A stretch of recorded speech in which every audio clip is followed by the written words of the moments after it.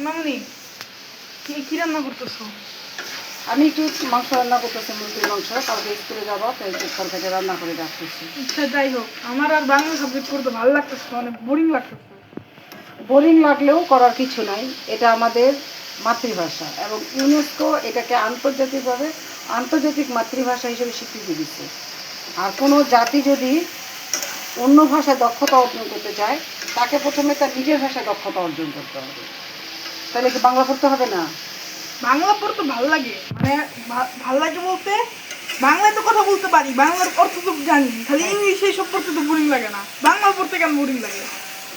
বাংলা পড়তে বোরিং লাগলেও করার কিছু নাই, এটা পড়তে হবে। নিজেকে যোগ্য করতে হলে এটা পড়তে হবে। ক্রিয়েটিভ কোন জায়গায় লাগে জীবনে? এমসিকিউ কোন জায়গায় লাগে?